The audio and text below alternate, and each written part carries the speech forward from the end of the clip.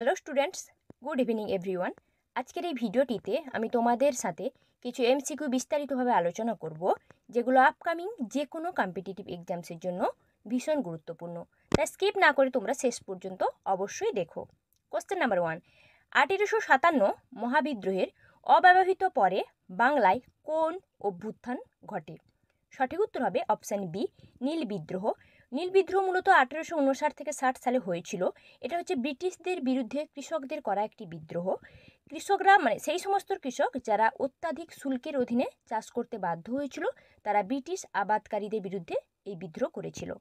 Next, কোন British শাসক ভারতের পুলিশ প্রশাসনের স্থাপনকর্তা ছিলেন? সঠিক উত্তর হবে option A, viceroy Lord Cornwallis. উনি 1791 সালে একজন দারোগা এবং একজন জেলার পুলিশ সুপারের অধীনে পুরনো ভারতীয় অধিকীকরণের মাধ্যমে বা ভারতীয় পদ্ধতির অধিকীকরণের মাধ্যমে একটি পুলিশ বাহিনী আইন শৃঙ্খলা রক্ষা করার জন্য গঠন করেন। নেক্সট, সুন্দর পিচাই জন্মসূত্রে কোন রাজ্যের? সুন্দর পিচাই অপশানে রাজ্যগুলোর নাম দেওয়া রয়েছে। সঠিক উত্তর হবে তামিলনাড়ু। সুন্দর পিচাই মূলত 1972 সালে তামিলনাড়ু রাজ্যের মাদুরাই শহরে একটি তামিল হিন্দু পরিবারে জন্মগ্রহণ করেছিলেন। ঠিক আছে। নেক্সট, সুরসুন্দরী কাব্যগ্রন্থটি কার রচনা? সুরসুন্দরী এই কাব্যগ্রন্থটি রচনা করেন রঙ্গলাল বন্দ্যোপাধ্যায়। অপশান বি হচ্ছে রাইট অ্যান্সার। রঙ্গলাল বন্দ্যোপাধ্যায়ের আরও উল্লেখযোগ্য কয়েকটি কাব্যগ্রন্থ হচ্ছে, যেরকম কর্মদেবী, কাঞ্চি কাবেরী। ঠিক আছে। নেক্সট, আগুন পাখি এর লেখক কে? অপশান কি কি দেওয়া রয়েছে দেখো। আগুন পাখি এর লেখক হচ্ছে হাসান আজিজুল হক।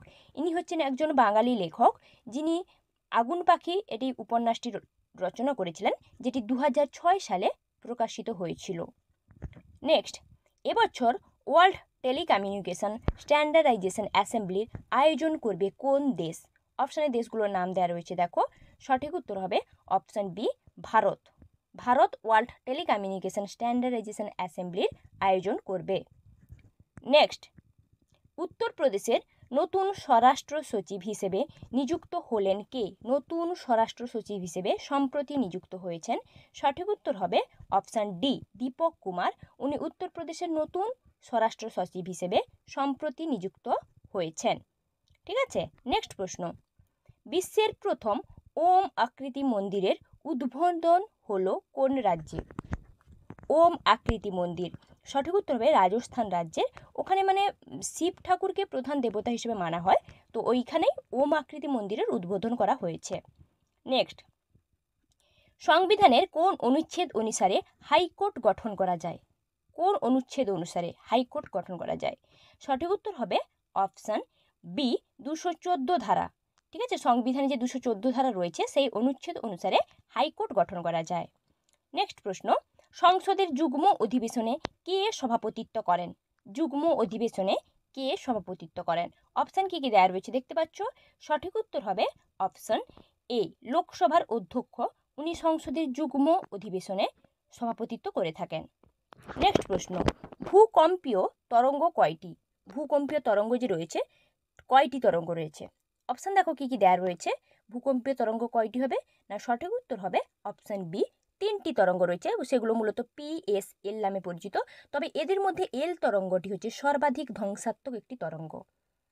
নেক্সট, মাউন্ট পোপো কি ধরনের আগ্নেয়গিরি? মাউন্ট পোপো আগ্নেয়গিরি এটি কি ধরনের আগ্নেয়গিরি? অপশান কি কি দেওয়া রয়েছে দেখতে পাচ্ছ।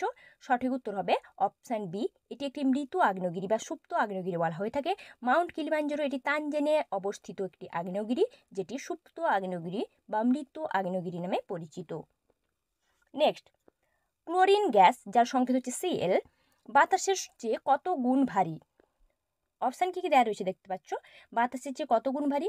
সঠিক উত্তর হবে অপশান এ, 1.27 গুণ ভারী। বাতাসের চেয়ে 1.27 গুণ ভারী।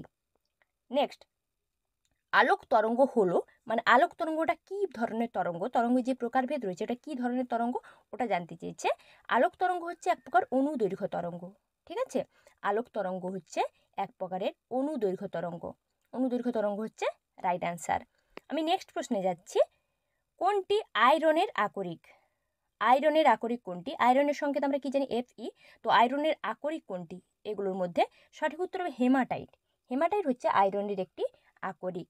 হেমাটাইট হচ্ছে right answer. Thanks for watching my video. এখনও যারা আমার চ্যানেলকে সাবস্ক্রাইব করোনি, নতুন নতুন কন্টেন্ট পাওয়ার জন্য চ্যানেলটিকে অবশ্যই সাবস্ক্রাইব করো। ভিডিওটিতে লাইক, কমেন্ট, শেয়ার অবশ্যই করো, যাতে ক্রিয়েটাররা আরও মোটিভেট হয়ে তোমাদের সামনে নিত্য নতুন কন্টেন্ট নিয়ে হাজির হতে পারে। Thank you.